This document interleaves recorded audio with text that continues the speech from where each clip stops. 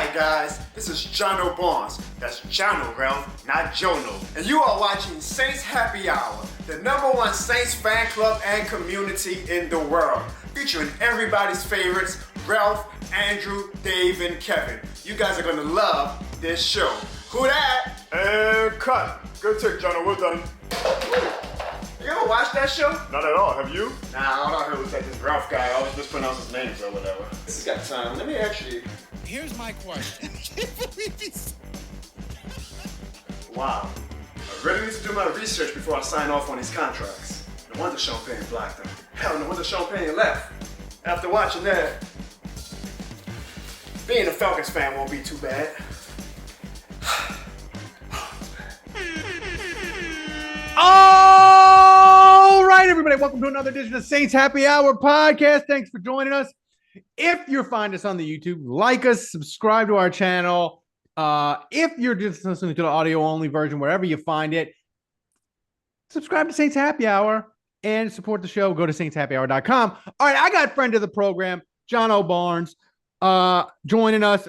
We haven't talked in a while, Jono, and there's a bunch of stuff that I wanted to have you on. But the main reason is, listen, we're not going to be political on this show, but I have to say, I was stunned that in the middle of Donald Trump getting convicted on 34 counts, within like 2 minutes in my Twitter timeline, I had Saints 34, Patriots nothing, just like flooded into my Twitter time. I was so proud of Saints Twitter. They're just like, we're making Saints jokes on a former president getting convicted. And I was proud of DA, that DA was as mediocre as he's been his whole career, that he was involved in it. I was proud of Saints Twitter. I'm like, why are we 34-0 now? I get it. Like, it took me a minute because I'm slow, but I was proud of Saints Twitter for that. I actually was mad. I was mad that I legitimately did not think about it. Actually, when you retweeted one, I was like, God damn, how did I not think about that? Because I feel like my brain is always on any type of world event. I'm like, how can I tie a Saints or Pelicans or New Orleans joke into it? So that I missed that opportunity, I'm actually very upset with myself. I feel like people like come to me to always do Saints jokes right. in the midst of everything. So I let them down today, Ralph. I let them down today. That was in your zone, man. That was like an 87-mile-an-hour batting practice fastball. And you just watched it go by, you know. I did just do about an hour ago a pretty good one about who was it? Tommy Loren. Like, she's tweeting as if the world is ending. So I kind of just screenshot it and say, this is how I was tweeting. That's right. I saw that 2018 NFC Championship. That was like my makeup for missing out on the 34-0 jokes. I mean, I gotta say, man, I was out of control. Like, I was so mad after the NFC Championship 2018. I walked away. Like, I put my phone down and I took my son at the time, who was like not even 3, or I guess he was barely 2018. He would have been barely 1. I took him to the park and I was just like, I gotta walk. If I stay on Twitter, I'm gonna get arrested. Like, Yep. I had to do a cool down. I guess the quote unquote good. I didn't have my audience back then. So I was in the dome for that game. I might save that story for like just how you did a documentary about the Bounty Gate. If they ever do one about the no call, I really hope that they ask me to be a part of it, because I have some stories about that. I will say that I legitimately, no joke, I cried when I got home to she was my fiance at the time, or girlfriend at the time, I guess. But I cried to my wife, like legitimately cried when I got home. Like, it all just finally hit me when I got home that, holy shit, that just happened. So she's never seen me cry except 2 times in life. One was a legitimate time when I lost my big brother.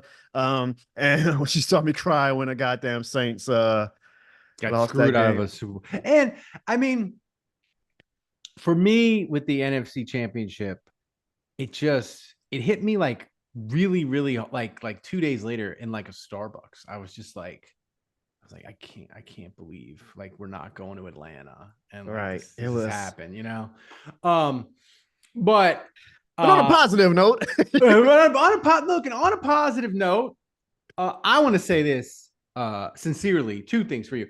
Thank you. As everyone in the world, people that I haven't talked to in years, saw me on the Bounty Gate documentary on TNT and just said texted me, tweeted at me, Facebook me the meanest things you could say about my wardrobe, and you made jokes, but you said some nice things about him. I appreciate it. You're like, you represented New Orleans well. I can't condone the wardrobe, but you're like, you represented New Orleans well. That was the nicest thing anybody said to me on Twitter. So I'm gonna take it, Jono. I'm gonna take it.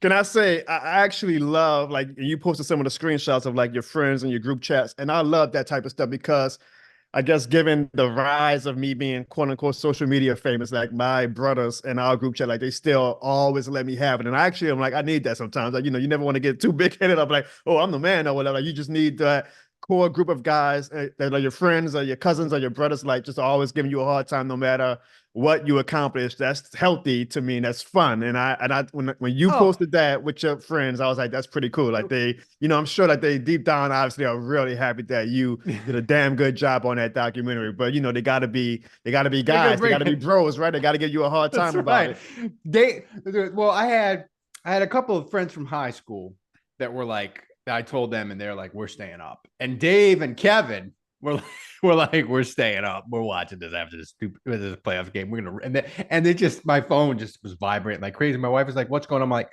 like everyone I know has opinions about what I wore. And she picked out the outfit, right? Well, no, it was like, I can't remember because it was like 2 years ago. They had like 3 of them. They said bring a couple different outfits. And like my wife gave me like 2 or 3 and they merged like 2 of them. And my wife she was not pleased. She's like, who picked out that outfit? See, this is now, Ralph, an interview. You thought you were coming on to talk to me. This was my opportunity to talk to you because I have so many questions about it. Like, I saw you tweet that you did the interview 2 years ago. So I was like, oh, wow, this is like, you know, a while back.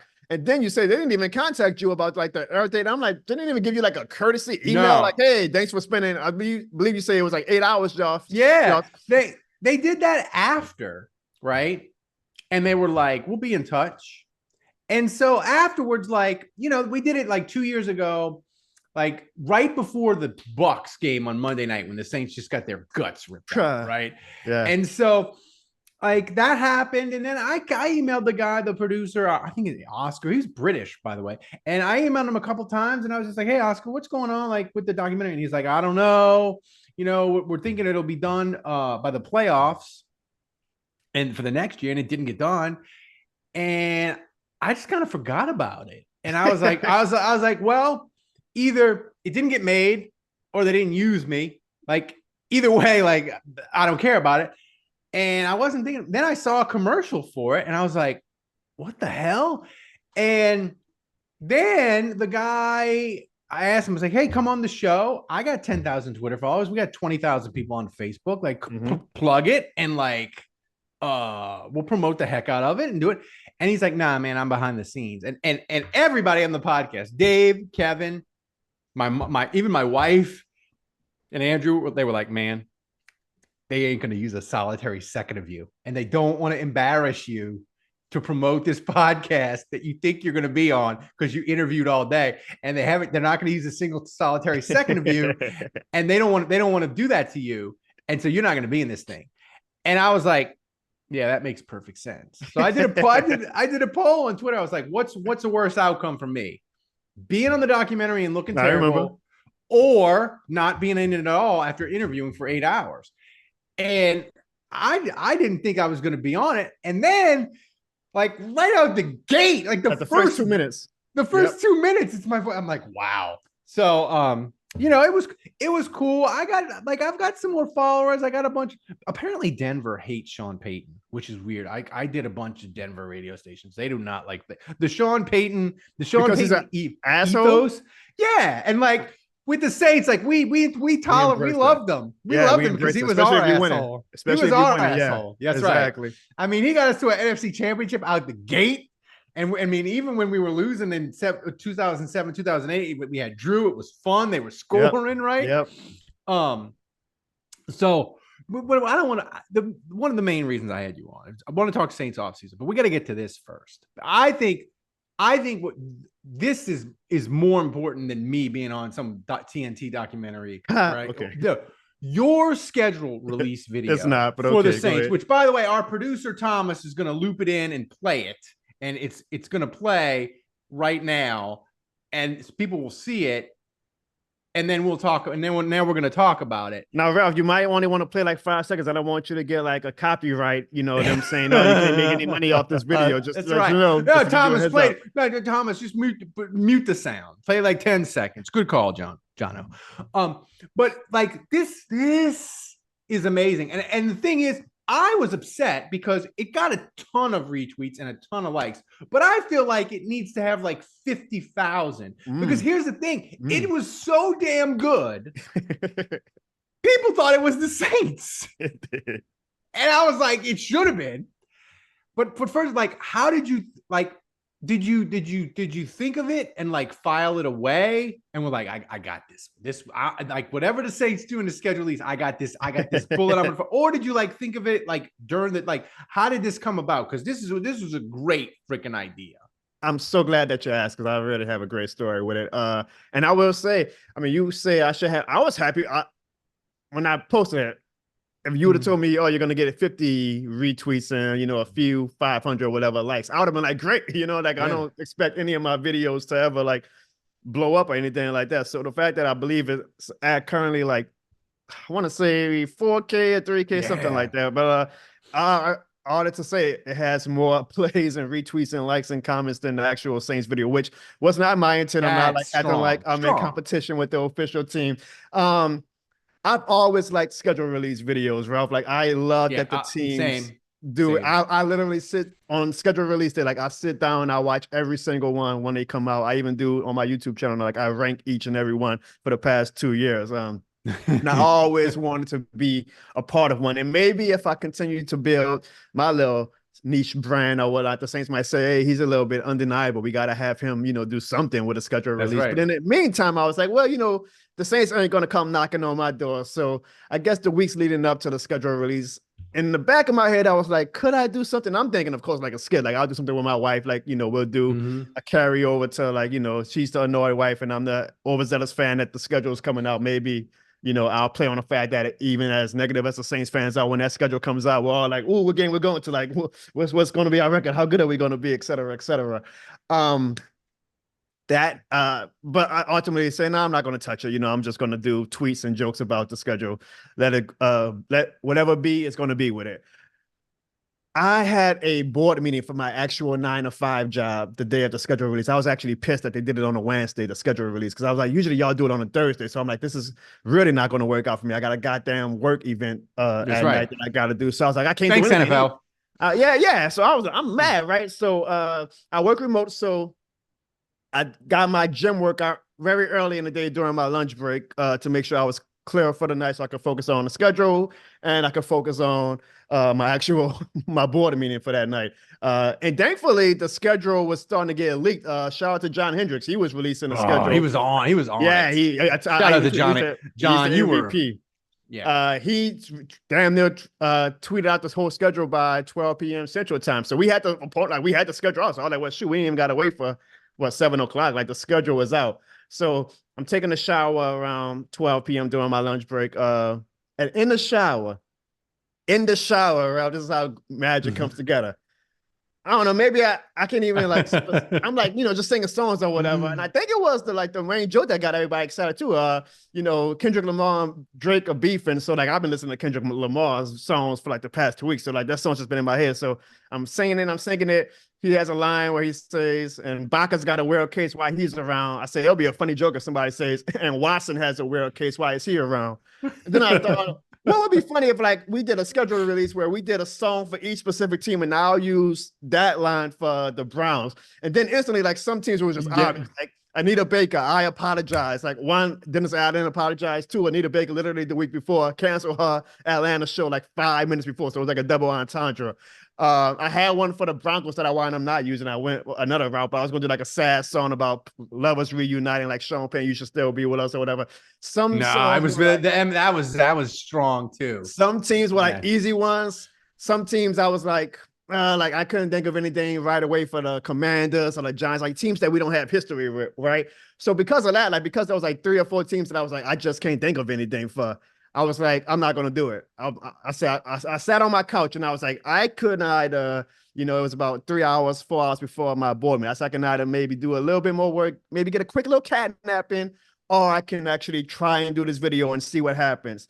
My mind initially said, nope, you ain't got no, like, it's going to take too long for you to think of a song for like what can we do for the Commanders, right? Like, I had no idea where I could make a joke about them for. So I was this close, Ralph. I was this close. I'm not going to even do anything.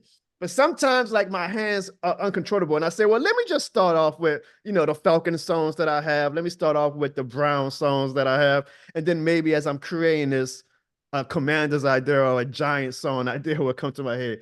And so I'm doing the Falcons and another Kendrick Lamar song from the Drake beat, the past. He's like, I hate the way that you walk. I said, well, now that I got 2 songs for the Falcons, I can't do like this because I was like, I could do a funny one about the Bucks being obsessed, of course, but what am I going to do for Carolina? Like, so I'm like, I still can't. Like, this is just too much work, Jono. But I just couldn't stop like building out the schedule, and I had the schedule thanks to John. Like, I had the dates already. I had the opponents like order, so I just kept going and going, and then magic happened, Ralph. Like, magic. Here's the thing, though. I think, and it's a great point. Like because the thing is with schedule releases or any kind of, this video, you might have the bit in your head, and you're like, this is a great idea, and the execution can be hard. And sometimes you do it, and you're like, it doesn't come off. The thing that I think was so perfect about your picking songs is each one of them. I kind of think of it as like a baseball game. You don't need a home run every time at bat, but every time you were hitting a single, and then boom, grand slam, Kendrick Lamar. Boom, grand slam, Eminem. Like, you just loaded up the bases, and like every three or four of the games, it was like, oh my, he did not.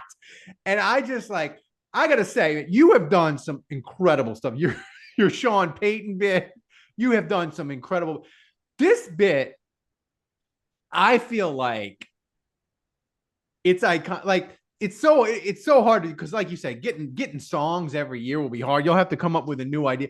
This one is like, I would say like Mount Rushmore of Saints, like Twitter, social media content. Like, because here's the thing. And I truly believe this. The best schedule releases are really, if you think about them historically, and you've said you've watched them all, like I have, I love them. The best ones are the ones that are like not a complicated idea.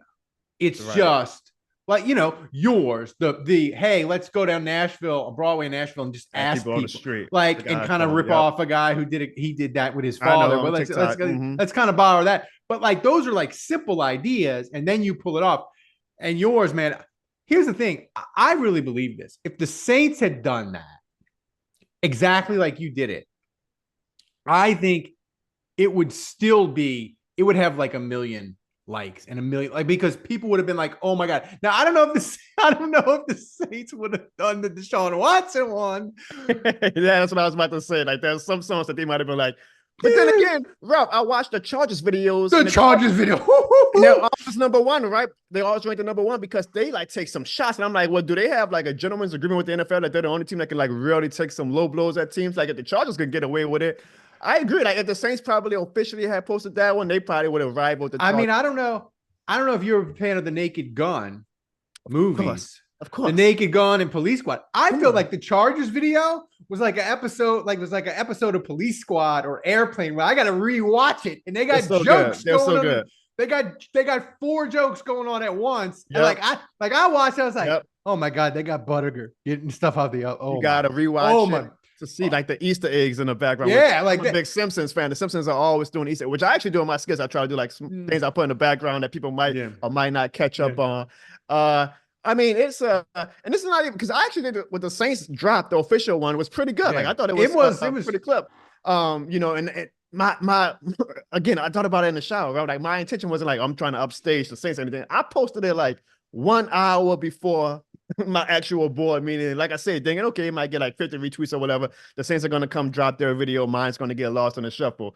I'm on my board meeting, like working my board meeting, and I'm just kind of looking to the side of my eye because I have my computer open, and I just see the video at like, it was at 200 retweets, and I was like, oh, I can't stop the board meeting. Let you go play on Twitter, but I was like, oh, I think something's happening with this, and then overnight I wake up and it's like shout out to Black Twitter. Like Black Twitter got winded that Deshaun Watson joke, and it just like all these huge accounts started. And like you say, Ralph, people are commenting thinking that it's an official video from New Orleans. I even put my This Shit More Than the Game brand on top of it, and people are still like, it's the same. Like to say this is not to say that this is obviously a fan. And granted, I know that I'm not known outside of that New Orleans, Louisiana bubble, but I thought putting in This Shit More Than the Game. But here's the thing. Here's the thing, though. I think is because it was such a simple, easy idea.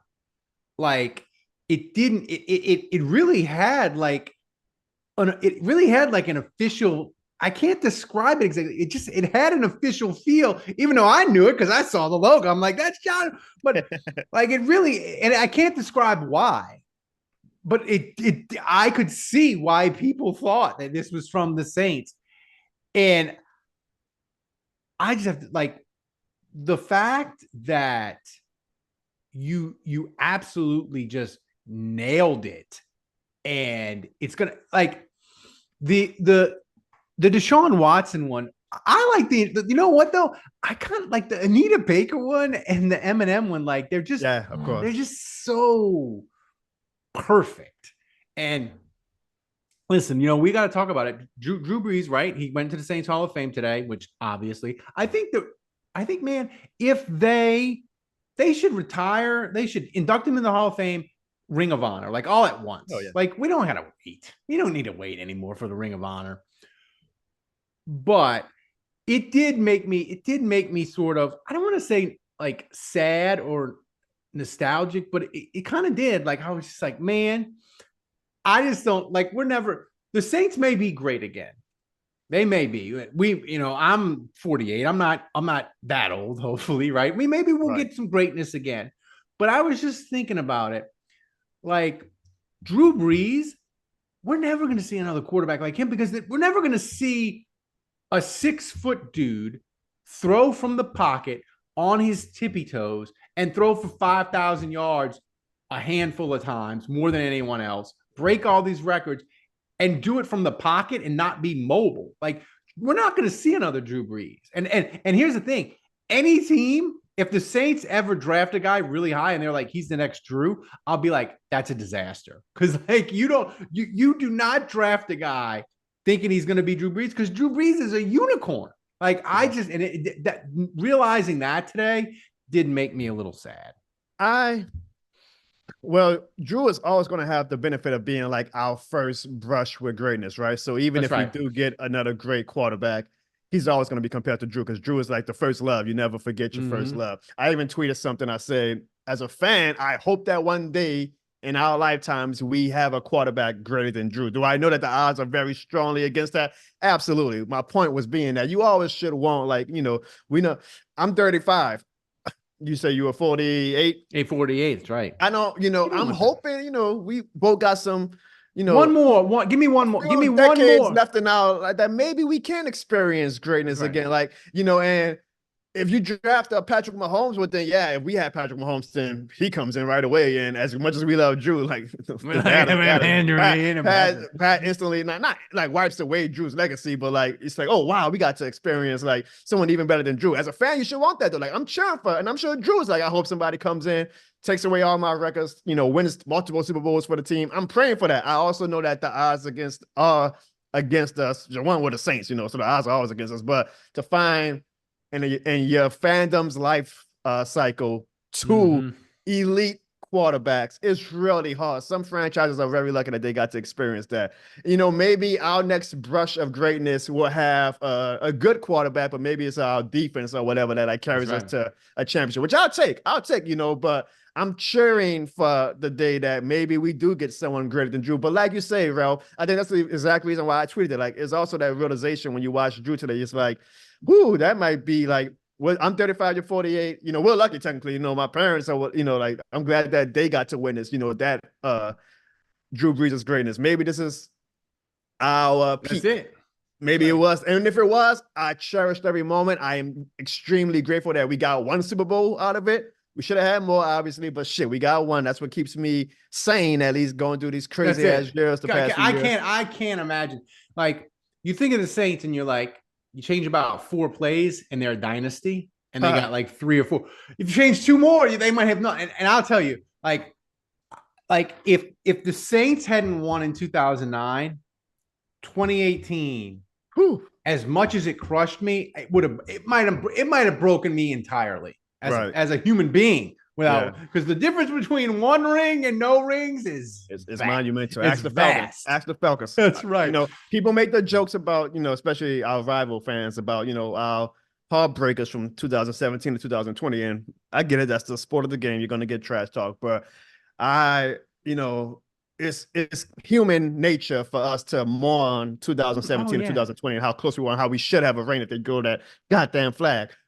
What keeps me sane and what I'm like, at least glass half full, is like, we had 2009. And when you look at 2009, there was a lot of plays that, like you say, 1 or 2 plays you get flipped, where we have that to go to the long list of Saints heartbreak. So because we have 2009, maybe we sold our soul for that year, but I am extremely, extremely grateful. And, you know, we got to do it with your loved ones, Ralph, like my loved ones. That's like right. The closest of the closest were with me for that moment. So I can always say, you know, until I have a kid, and unfortunately my wife, she watched the Super Bowl. That's when, I mean, she was like in middle school, but like she wasn't like as huge a fan as she is since she came into my life. I would love to witness one like where her as a diehard now, and maybe I'll have kids one day and they can enjoy it. But in the short term, and even in the long term, if it comes to be that, at least we had 2009, right? It's one thing that we can always, that Falcons can't go back in 2016 and say, hey, at least we got that. No, they even had worse heartbreaks to it. So I tell myself that, I guess, to make myself stay. That's right. Or going insane, I guess.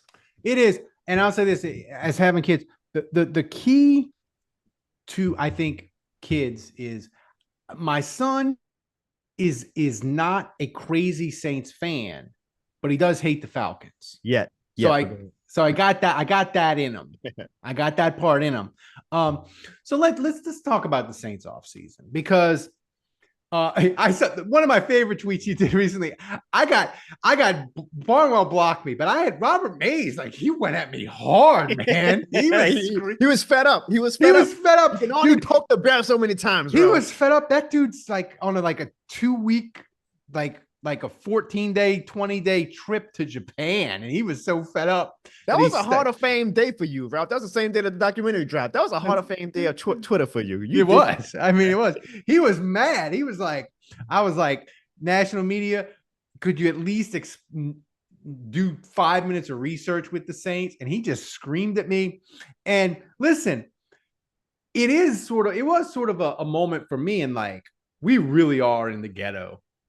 Yeah, man. We are, like, the national media, they don't care about us. We're irrelevant. But my thing is, listen, and that's the thing I think with the national media. They always, when you go at them about your team, they reflexively think you want them to they're like, I'm not going to give you credit for the Saints because they're bad. But I didn't want them to give me credit. I just was like, dude, you and Barnwell, like, the Saints are running it back. You're trying to squeeze every ounce of this roster one more ride. And I'm like, that's not what they did. They didn't spend any money. They didn't trade any future assets. Nope. They got a whole new offensive staff. Like, they're doing what you said they should have done the day they fired Sean Payton. You shouldn't be yelling at me. You should be taking a victory lap. Mm-hmm. And so, but it did make me like the Saints, Jono, they put the Saints Cowboys on at noon. If that doesn't scream irrelevancy, I don't know what does. Are you going to that game, Ralph? I don't know. Come on, Ralph. You a few miles. That's a quick trip for you. I'll be there. So maybe that might make you. If I go, we'll get together. Yeah, I already used my wife's credit card and everything. It's signed, still delivered, brother. I'm there. I'm surprised that the national pundits did not take their victory lap either, because the past 2 years, that's been one of the annoying things about just being in this circle of mediocrity. I'm like, damn, the national pundits can finally do, they've been waiting. It pisses me off because I'm like, they were on our ass about the salary cap when we actually had the window. And I'm like, how can you be mad? Like, us and the Chiefs were the top 2 teams of regular season wins and making the playoffs. I'm like, what is the problem? Like, okay, we're not doing the convention or whatever. But we actually gave them, finally, Mickey gave them a reason in 2022 and 2023 to get on us. And they didn't until now. And like you said, their analysis is still so uninspired. I'm like, I want y'all to get on us now. I want y'all to finally say damn it, Mickey Loomis or whatever. I thought you did a great job of like bringing, and you know, the problem with that is that when you're in the national media, eventually we just come across to them as whiny fans. Like it's always a whiny fan, and every fan base getting mad because you're not showing the team. You know, they assume, oh, you should be showing my team more love, or yada yada yada. So they like start to tune out every That's right. fan, no matter what, no matter how valid you know your actual opinion to them is, and your case is actually a valid one, Ralph. I don't know. They're always going to be on us. I think, like you say, Ralph, you going by your tweet, you're disappointed at how boring the off season is because you like fun. You like I love it. Like putting the house on fire, throw more gasoline on it. That's what That's you right, want. baby. I'm Listen, usually with you, Ralph. I'm usually with you. But this off season, I was like, no. I want the quiet off season. They look, if the Saints would have created if they would have redid Kamara and redid Taysom and redid Cam and gone and got Christian Wilkins, they're all like, we got Christian Wilkins and Brissy and we're gonna roll. I'd be like, yes, let's do this. But like, I understand it. I understand. And here's my thing with Dennis Allen is here's my thing. Look. I got Saints season tickets. Yep. I paid them half already. I paid $2,000 a year for Saints season tickets. I'm gonna travel expenses for like half the games. I might go to Dallas. Like I'm gonna spend $3-4 grand on the Saints. And I'm blessed to do it. Like I'm in a good spot. I'm not complaining at all. But here's the thing. I'm not gonna wish ill on Dennis Allen when I'm spending $4 or $5 grand on the team. It would be like you going, Ralph, I'm going to Paris. And let me tell you something. I hope the Eiffel Tower falls over because the French, they need to get their shit together. They need to rebuild, but I'm going to still go. I'm like, why would you'd want a crappy vacation? Look, if it falls apart and it's in the middle of the year, I'll be with you. I'll be with y'all. Like if they're like 1-8, I'll be get Dennis Allen up out of here. I'll even be like, don't fire him, keep him. Let's make sure we get it. Yeah, we get it. Ride this thing out. Let the barbecue burn. Like fire him. I don't want a dead. What do I want? I want Kubiak to be the interim and go 3-4. And instead of picking second, we're picking seventh. And then you got a coach controversy because everybody's like, oh, you got to pick, you know. No, just fumigate the whole thing. But all I'm saying is in the off season, I'm going to be positive. I'm going to hope that it works out, even though I see, which we will get into in a second. I see these problems that they're going to have because they have like 5 or 6 things that absolutely have to go perfect. And if they all go perfect, they might go 10-7. But like in May, I'm not going to root for Dennis Allen's downfall because here's the thing, as you have said and argued with me many times, he's a terrible coach.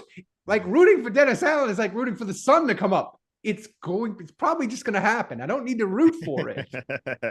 You know, Ralph, that's the thing I guess about, and I've learned this since I built my platform too. Like when you have such polarizing, I guess, takes about the Saints, like you are going to have a lot of people coming, and you have had a lot, Ralph. And you know, when people see me and you debate, I'm always like, I hope people know that Ralph and I are friends. Like that's right. Like, I know Ralph enough that I can have a debate with him, and like I'm not mad at him. I'm not cursing him out like you've been cursed out many times, Ralph. Like, you have this stigma about you now being a DA apologist and whatnot, and I call it out, but like I do it like knowing who you are. So I'm like, we can have a healthy discussion about it, but you lose in translation a lot on social media. Like people don't know you. Not everybody who even follows you even like watches your podcast or whatnot. Same way some of them don't watch my podcast. So they like don't see your persona like where you can really dive deeper into like how you feel. So I know how you feel. And when I see like people just go and it's going to continue, Ralph. Like I know. Oh, it's going to continue. It's going to continue. They're going to continue to go at you. And like, oh, Ralph, poor Ralph. And listen, man, the schedule is hard. Like it's hard out the gate. Man, it's tough. And here's the thing: like the one thing that bothers me is like I'll say like things that are true about Da. Like he's a really good defensive coordinator. I agree with that. And like he can conjure up a pass rush where there shouldn't be a pass rush. And like people take these as like I'm endorsing Da, but I'm like not really. He's like a terrible head coach. He like can't manage people. He doesn't seem to like motivate them and all this. But my question to you is, like, as a fan, will you like? Because my thing is, I have people in my time like I don't care if they go 12-5. It's not going to be fun. And I'm not going to enjoy it, and I don't care. I'm not going to enjoy a single thing till DA's up out of here. And I just don't understand that. I'm like, listen, if he's losing and you want to get rid of him, fine. But like, if the Saints are winning and like they're having a fun, if they some kind of miracle happens, Jono, and they win and they go to Kansas City and win on Monday night, I'm gonna enjoy the hell out of it. Like I'm not gonna be sad, and I'm not gonna write a column about this 12-5 season is the worst. This is gonna set the Saints back a decade. Like I just want to live in the moment. Nah, that's all. That's all. I mean, every fan can talk tough, but if the team starts winning, there's no there's no boring way to win. Winning in general is fun. The only way that they will start talking tough again is if we like go one and done in the playoffs. Then they'll say, you see, but like you cannot. I'm very much known now as a Dennis Allen pessimist, and that's fine. I mean, I'll take that with a badge of honor. But I mean, dude, 16 I always 18. tell people, as much as I have wanted him fired, as much as I'm going to be critical of the team if we struggle again, I'm gonna say, told y'all so. I'm also going to continue to like, and I always use your line. I think it's one of the greatest lines a sports fan has ever said. As long as the guy is wearing my team laundry, I'm going to cheer for him. I remember actually you got in trouble one time, Ralph, because when the whole Deshaun Watson thing, and you made a tweet, and then somebody from political Twitter called a winner of it and say, "Look at this asshole saying that he's going to cheer for Watson." Oh, Jesus! And I was like, they just don't get it. They don't get this shit more than the game. Ralph. Oh, geez, dude, that woman, she came at me. She had people in my DM, and I was like, "Listen, man, like it doesn't matter. Like we like the." Deshaun Watson, I would have hated it. And I thought I one of the few things I got right, I was like, that dude, forget the off the field stuff. I was like, he's hurt all the time. He's blown out both knees.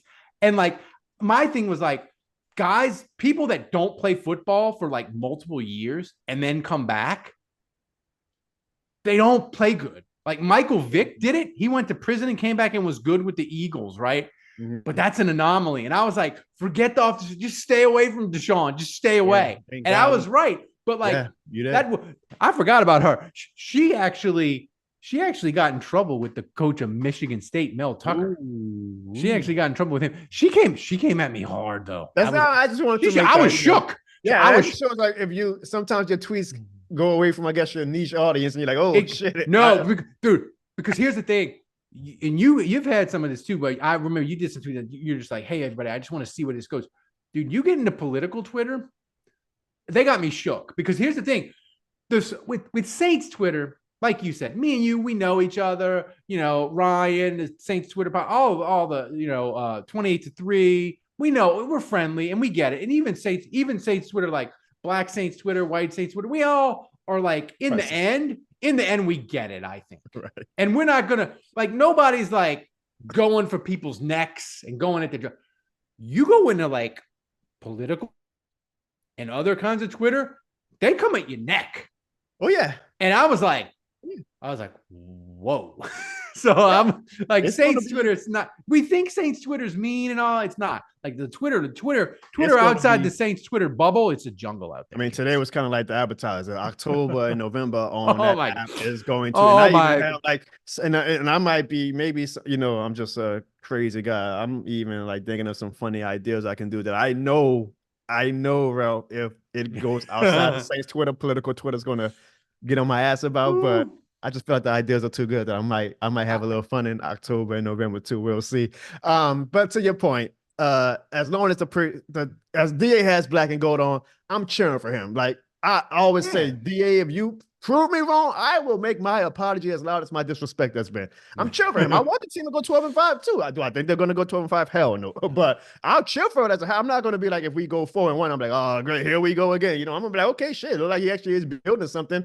Let's go for it. Like nothing is promised today. So tomorrow's not promised for me and you, Ralph. Like if I'm alive, I want my team to win. I don't give a damn what the long-term implications of but we know DA is never going to be a Super Bowl winning coach. Yeah, but if he can win, short term, I'm gonna have fun with it. Now, again, that doesn't mean that I think it's going to happen, but I do think that the fans who are like, oh, even if he wins, it's time to get. I'm gonna be like, nah, like I feel like I don't mind if people think that I'm a pessimist to this current era of the Saints football, but I hope that they'll also know that I'm a realist too. Like I am not going to be so over the edge that if our team is actually doing good, that I'm going to be like, yeah, well, we're great guys. Now we got DA for another 2 or 3 years. And I don't know. Well, one, Mickey can fire him whenever. I know Mickey gives his coaches a lot of leeway, but like if DA does win this year and then the next year he sucks again, and then he starts off the following year, DA, Mickey ain't going to be like, okay, well, I'm married to you. Mickey will be like, all right, so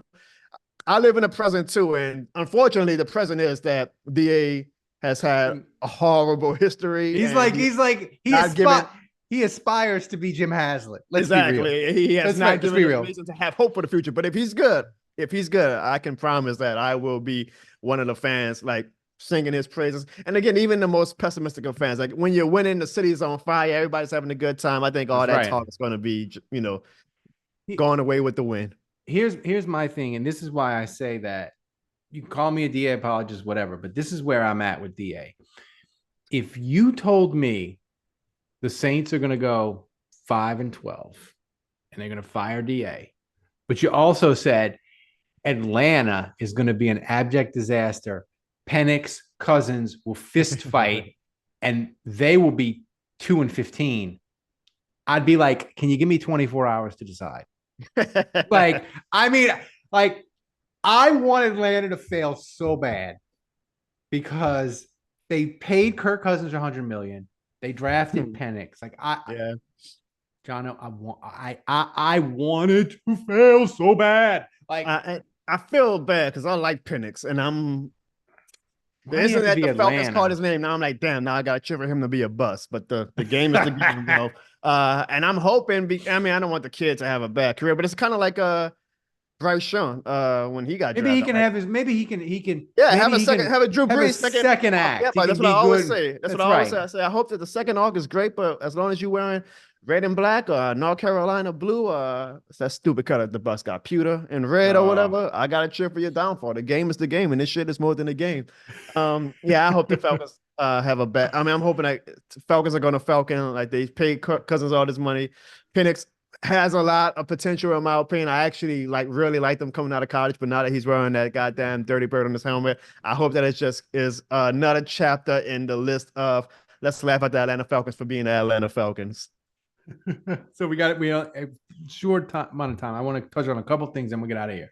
Oh, come on. Your relationship with the Tampa Bay fan base is interesting. So beautiful, huh? Because you have nailed them, I believe, and that they want a rival so bad. So bad. And it doesn't matter about 2020. And it doesn't matter that they've won this division 3 years. It doesn't matter whatever they do.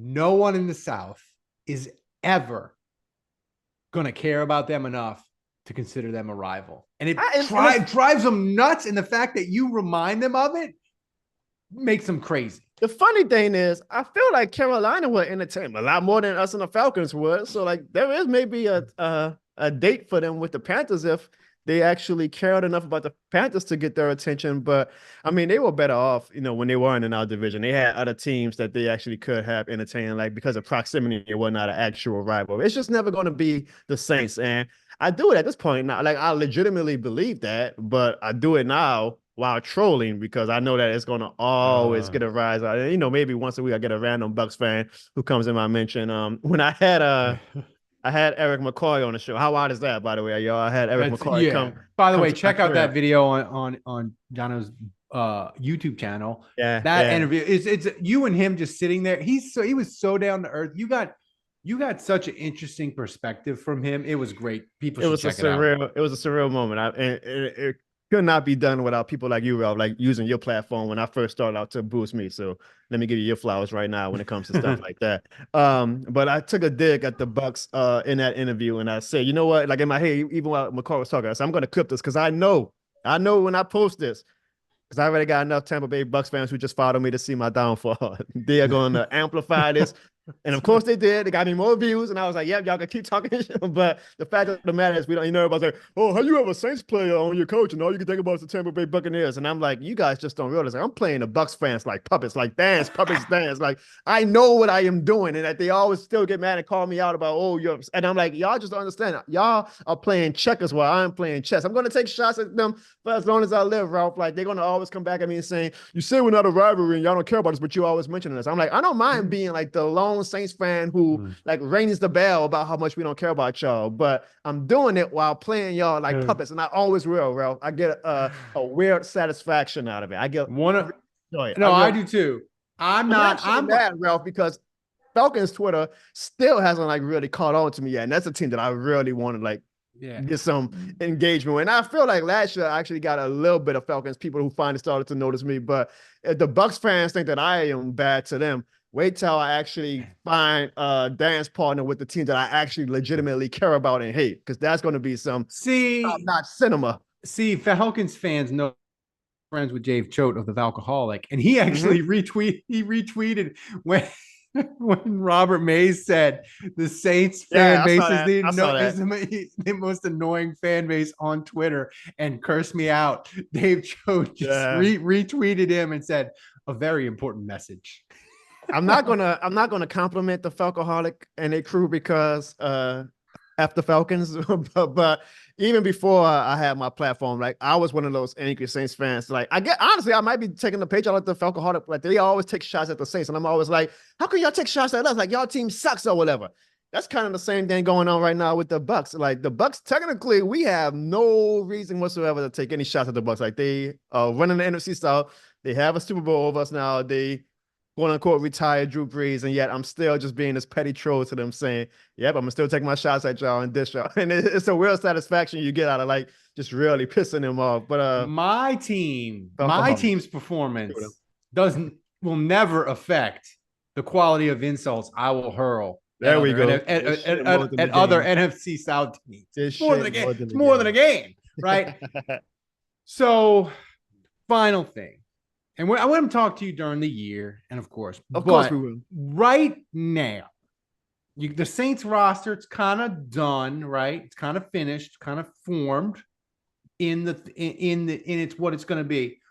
What's your like instinct right now as we head to camp? Because we could have injuries, they could do some stuff, whatever. What's your instinct on like best case scenario, worst case scenario, what you think is going to happen? I hate to say it, and I think people get so confused. Like, how can you be Mr. This shit more than the game and be pessimistic? But I'm looking at 7 wins right now, Ralph. I just don't see it. I don't see it. Honestly, like I could see the Falcons with Cousins, even though every passing day I tell myself, there's no way Kirk Cousins at his age is going to come back from an injury like that and actually be good, right? And the Atlanta Falcons, like there's no way, like it's going to be a Falcons going Falcons type thing. I mean, the South is still on paper winnable. That there is a situation or a reality that you convinced me on, Ralph, that maybe we can win 10 or 11. I think 11 games is like best case. Like there's no way we can ever win 12. The 11 is a lot. Like 10 to me is like kind of my ceiling of us. I don't think we're going to bottom out unless like we just have tragic injuries and then the team just says we're done with you, D. Like the players finally say we're done. We're not even playing for pride at this point. I think our floor is 7 wins, and that's kind of what I'm going with is 7 and 10. I hope I'm wrong, Ralph. I just don't see, Ralph. I don't see a pathway to. I think this is next season, off season is the year where we finally. But then you got Kubiak, and then maybe Kubiak, you know, and then like I get Eric McCoy at my crib, and I'm like, I'm not going to like cheer for this man who did the coolest damn thing an NFL player has probably ever done in history. Like came to a fan's house. It ain't like I'm a huge platform. I have a nice platform, but it's not like I got this amazing platform that it was like undeniable that he had to come to my house and do an interview. But like I gotta cheer for him. Like I'm like, I want this man to be successful. And he did not bullshit me. Like he said, look, man, the team, we still believe that we can do something. And I like hearing that. I'm like, yeah, you're professionals. I want to hear that. And I like hearing how hard you guys are working, and that, you know, the fans might think, oh, this team is, the players are done with DA and everybody, you know, maybe 1 or 2 might be, but the bulk of the team, and I know some fans hate to hear this, are like, still in belief that they can do some damage. So I think Da has that. He has that boss vibe that like the players think he's all right. yeah, like He's we all don't hate right. him. We don't Like you ain't gonna ride or die for him. run through a wall like they did with Peyton, but they still gonna be like, But if he come, he's like, all right, boss, coach. it's like, hey, Jono, I need you to do a couple of these things. And you're like, all right, Ralph, I'll do that for you. Yeah, and you might be like, man, Ralph, he's all right. But like, like, so DA, like, they never like just flat out tune him out. And the thing is, you can't tune him out because on defense, like he knows what he's doing. He's a genius. So it's my thing with this Saints team is I just look at them and I've said it, even though people, somebody on Twitter called me toxic positivity, which is fine. Yep. Was it me? Because I used that line on my friend. But my thing is with the Saints, I'm like, go 5-12 or 11-6, 12-5. The thing that I don't want this 8-9. 8-9. Yeah, that's the word. We've been in the worst spot. Like 8 and then to me, the absolute worst would be like the Saints start out and they're like 2-8, and we are like, fire this asshole. He is cooked. Me and you are doing an October podcast, and all we're doing is yelling, figuring out who we're going to pick third in the draft and what assistant coaches they're going to interview. Are they going to get Vrabel? That's the guy I like, or whatever. And then the Saints turn it on at the end. Yep, and they go 8-9, and everybody's like, oh, the last 7 weeks, they averaged 2.0. They averaged 28. That Kubiak offense started to come together. Yeah. Gotta give DA a fourth week. If they'd have won that last week and 7 different things would have happened in the tiebreaker and a meteor would have hit the Packers, they'd have made the playoffs. You got to give him 4. Like that's what I don't want. Like I want it to be clean. I either want DA fired or I want the DA haters to be freaking out next summer because I'll tell you that if the Saints, if they win 10 or more games, I'm just telling all you people that can't stand DA, that DA extension in the summer after he goes 10-7, 11-6, that extension next summer is going to hit y'all like a shotgun blast in the chest. It's going to hit like crack. But if he goes, I want it clean. Like 10 wins. I can't hate. Like I like to take pride, at least. I hope I am. I'm a fair man. Like you win, you get rewarded for it. Right now, that's why I'm confused about how we're running. I'm like, he's not winning. He's never won. So why is he getting rewarded with it year after year? But if he somehow Mickey is playing this long game that none of us can see, and it works out for him, and BA really is the next Chuck Noll or whatever these coaches he was trying. Oh my God! His point. I mean, I don't know. Mickey must be Ralph like in effort mode where he's like, I don't give a damn. Like he does. He's like, dude. He's that man. He's he did the gum. Then he did the gum on the schedule release, which was funny. It was funny. Him and Derek Carr, like they necked. I appreciate this. I guess it's the same social media team and media team. Like it shows like obviously they hear us. Like the DA and Mickey and Derek may not, because they probably are smart to avoid Saints Twitter, but like the social media team obviously hears us say, okay, we can have fun with it. Which is why I thought the schedule video for the Saints was actually like, I thought it was pretty good. You know what actually helped me with my video, Ralph, is that the Saints did this little joke thread right before the schedule came out where, some teams do a thread on our 2024 opponents if they were, the Chargers always do Pop-Tarts, our 2024 opponents if they were dresses or whatever. So the Saints did, which I knew was an obviously troll attempt, was the 2024 opponents as logos, and it was just every team's logo with, to me, it was like, this is obviously a joke. Like they're setting up for something, which is very risky on Twitter because I've done it before. Like where I put an obvious, in my opinion, like troll tweet to set up a video or something, and doesn't matter how funny or clever the video is, all people are going to care about is that first initial troll tweet and not give a damn about the second like punchline to the tweet. So the Saints were obviously setting up for their punchline of, oh, we're going to hire a social media intern, so we're going to put a stupid thread about how uncreative we were by saying here are our opponents if they were their actual logos. And I guess my video coming out right after. Initially, everybody was like, "Now this is how you do it at Saints," and they kept That's adding. right. And I'm like, "Oh God, the Saints social media team is gonna hate me. Like they're gonna think that I'm trying to outshine them." And then I mean, you did though. even after They the Saints did. put like the actual punchline after the skit for their schedule release, like people were still adding them while adding me saying, "Oh, y'all should have just did add Jono Bones' video." And I'm like, the Saints are never gonna do anything with me because they're gonna be like, "This asshole, we paid all this money to do the schedule release video, and he did this in 3 hours that he thought about in the shower, and he outshined It's us." so good. But see, that's the thing, man. You never know when the genius is gonna hit. I know. Right. I put that schedule release on my resume. If any company ever, big time company wants to hire me, I'm like, look what I created, and I take pride in it. And I'm glad that fans, including you, like really loved it. Like to No, do. I mean, I love yourself, but you're to your point. When we did the Jim Mora bracket, probably Jesus, it must be 6, 7 years ago. The only reason I thought of it was I was on YouTube killing time at work one day, and Big Easy bloopers came in, and it was a rant from Jim Mora that I hadn't seen, and it was just him losing his shit after Good a old times. practice, like losing his mind after a practice, and I was like, this is incredible. And I was just like, I started searching for more Jim Mora rants, and I was like, oh my god, I got 16 Jim Mora rants. We could have a bracket, and Yes. it boom, it was done. Light bulb. Yep. It was done.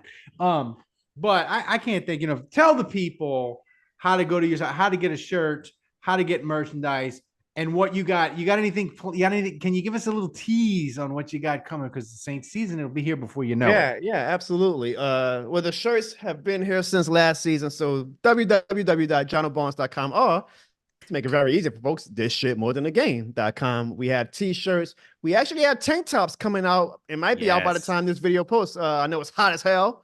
Oh yeah. I mean, I walked outside and I get mad, Ralph, man. Like, because during the wintertime, people between, oh man, it's so cold. I'm like, man, do y'all know how hot it's going to be in May and June and July? Like, cherish the cold. But for the people who wished upon this, y'all got y'all wish.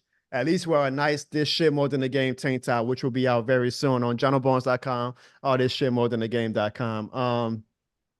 A sneak peek. I will say this, Ralph. There's have you ever had Blue Oak Barbecue? I have. Something fun is coming with me and Blue Oak Barbecue that I'm very excited and humbled about, and that's all I'll say for now. So check, Yes. just keep wine of my Twitter and Instagram, y'all. And Support this man. It's some fun. I'm humble. Ralph, people always say, you know, in New York, if you can make it in New York, you can make it anywhere. I always say, if you can make it in New Orleans, you don't need anywhere else, because the love that That's New right. Orleans. Well, I have 10K followers, which to anyone outside like these big time companies, they look at that and say, so, you know, like big deal, right? But like, if they Yeah, could but see, here's the thing. I think 10K. Now, granted, you want to be bigger, but I think 10K for me is the right amount, because the thing is, once you cross over and you go bigger than 10K, people really start to view you not as a person, as like just somebody they can yell at. And so like my followers, like I feel like I can interact with them, have discussions, and it can be fun, it can be civil. Like I worry that if I go from like 10K to like 20K, like is Twitter going to be less fun? Is it are all my discussions that I try to have with this about the Saints, is it all just going to be tits in my bio? Like is that all my threads are going to be if I get to like 15, 20K of followers? you know, if it happens, my goal is to like, hopefully I could do something, you know, I don't know if I would have to get out my Saints of New Orleans bubble, but I would love to do like content creation for full time. So Yeah. I aim to have a big audience, and you know, obviously there's some like you just said, like okay, you get bigger and bigger. You know, I still right when not like you at 10K, you still can have like people that you know, like you can still keep up with like basically all of your followers and whatnot. The bigger you get, then eventually, I'll worry about that problem, Ralph, when it comes to be honest with you. But even with just my 10K, the community, and like what you guys at the Saints Happy Hour, like the community that you build, like the people who, I mean, I'm humbled every time I'm at a Saints game, or even when I'm out in the city and people stop me for a photo, or just yell this shit more than the game. And I'm like, you know, there's other content creators and bigger platforms, I guess, with 50, 60K, you know, all the food influencers. Totally. I'm not taking a shot at anybody, but like, you know, you got the food influencers who got like 100K followers. Yeah, you want to be able to spot them in a arrest warrant lineup. But here's me 10K followers, and during Mardi Gras, like I'm walking down the French Quarter with my wife, and every 30 minutes I'm getting stopped for a photo of dude. people, and that's just an amazing feeling that I don't even think or realize when I started content creation what I was going to become to people, or how admired I was. So I'm just eternally grateful for New Orleans, and with this Blue Oak barbecue thing, like it's going to be another thing that when it comes and we can announce it, it's going to be like, holy shit, is this my life? Like I'm not. Oh, it's awesome. At the point where I feel like I'm big enough to have this type of opportunity that I'm about to be doing with them. So I'm just eternally grateful, and I appreciate all the people who realize that this shit is more than a game.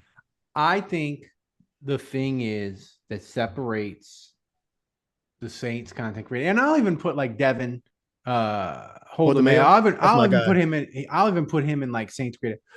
The thing that people that sets you and him and me, even a little some people, is they feel like they know us.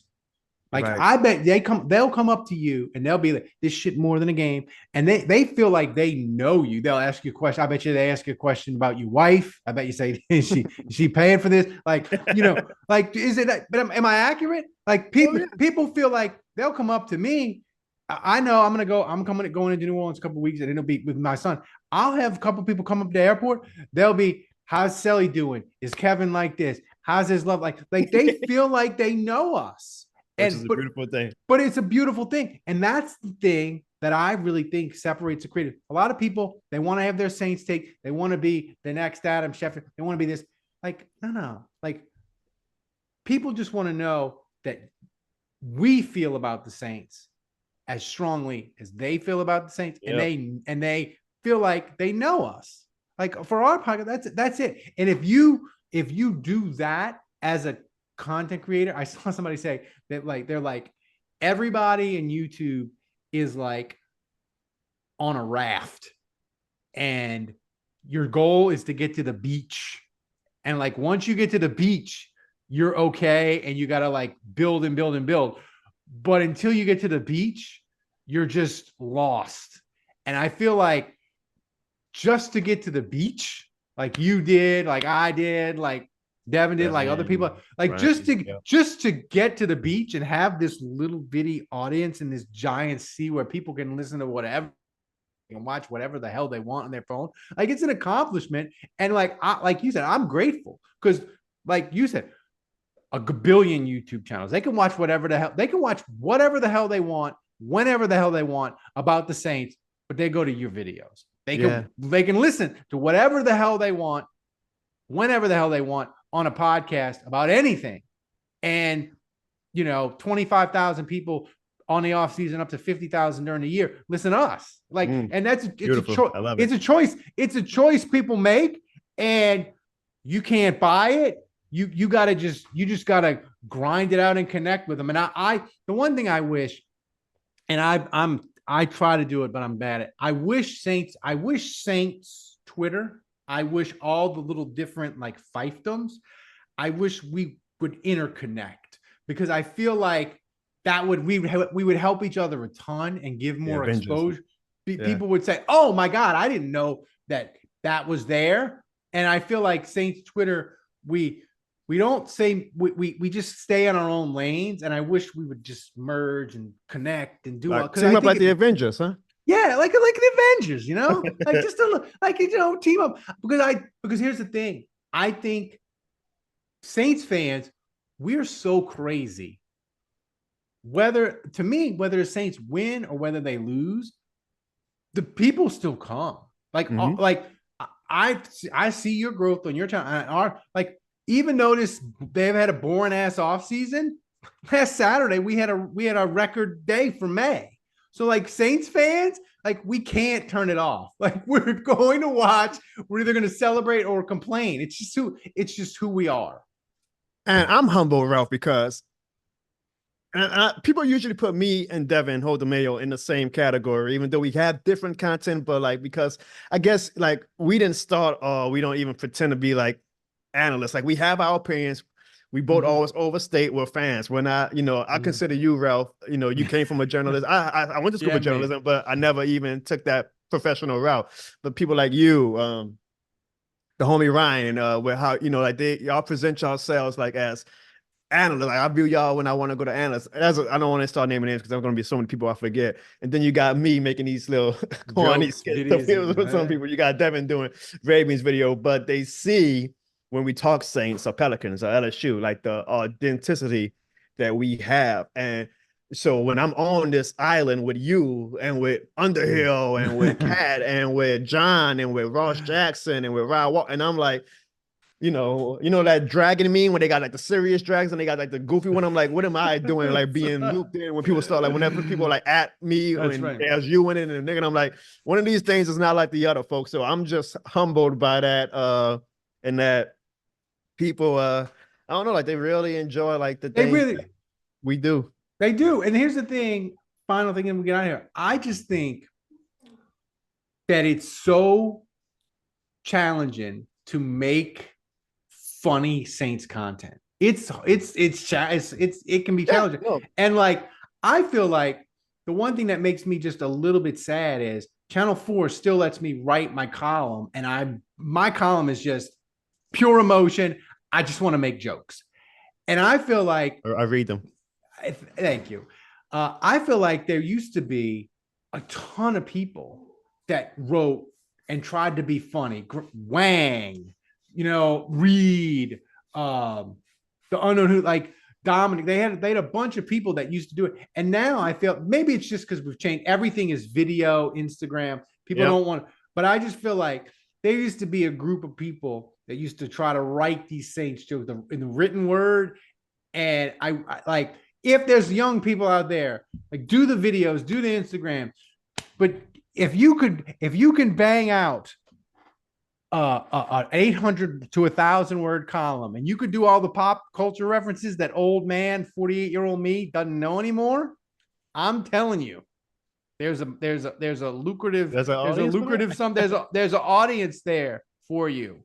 It's a changing landscape. It's a changing landscape. And what I take pride with the Eric McCoy interview, I know you said we got to go, but honestly, I look at you mentioned Devin, and somebody had actually at me and Devin with screenshots of Larry Nance at his house and McCoy at my house, and they were like, "Yo, I think in New Orleans, like these two are like the first fans that I can think of or have seen where like the players have actually come to these guys' cribs. Like they're not analysts, they're not reporters, they're not these big time names." And I'm like, well, damn, like I do think that in a way, me and Devin on our little island are like really changing the game a little bit with something like that. And I take great pride in that. And I want to get more Saints players, more Pelicans players, more notoriety, like, just New Orleans figures. And then maybe it blows up and I get even more people. Yes. But I take a lot of pride in that, Ralph. Like you said, you mentioned the island analogy. And I'm just happy that, I have a very small part in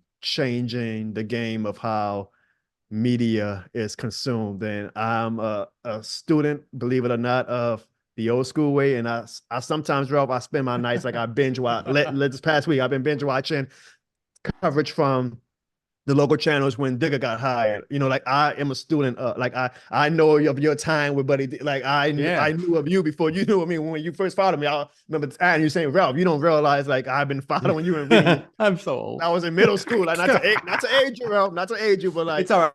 So, but I take these things that I have known and I just put in my own, maybe that into like our creative way. And I'm just so happy that it's going to a place where it's going to. And I call it like we're just being renegades. I love being a renegade. Well, I'll say this: to be a renegade for going forward. I love Devin, and I figured out who he is. I was like, what is he? You know what he is? He's our generation's Frank Davis. Oh, that's a good one. He's our generation's Frank Davis. Yeah, the sky's the limit for that guy. The only thing he doesn't do is he doesn't necessarily cook like Frank Davis, but that's who he is. Like he's our generation's Frank Davis, and it's just the love of New Orleans and love of all things New Orleans, and that's. But then who am I, Ralph? What's that? Who am I? I don't know. I don't know who you. I don't know who you think. I don't know who you would be like.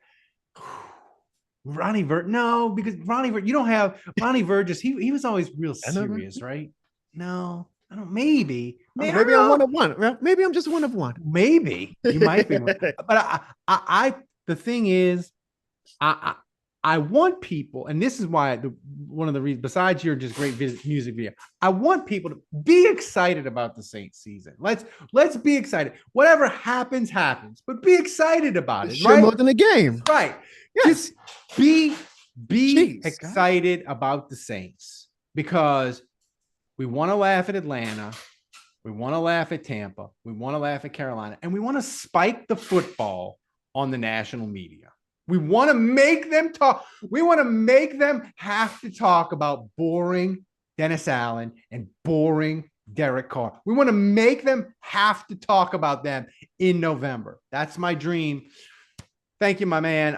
We only get 17 of them, Ralph, no matter how right. pessimistic or optimistic. I love football, and I'm going to be excited come September. I'm going to be yelling at the clouds if we're not a good team. But to me, all of that falls into the entertainment, excitement branch. And you know why, Ralph? Because it's shit more than a game. 90 days, people. 90 days.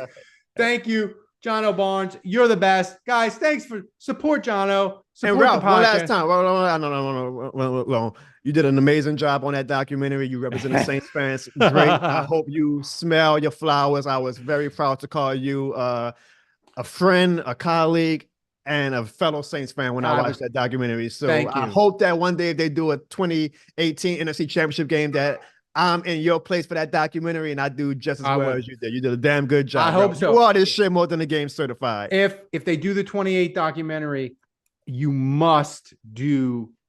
It should just be bleep, bleep, bleep, bleep, bleep, bleep, bleep, bleep, bleep. Bill Vinovich. That's it, kids. That's all I want. But guys, thanks for joining us. Support Jono. Support our show. Thanks for joining us. And until next time, the bar is closed.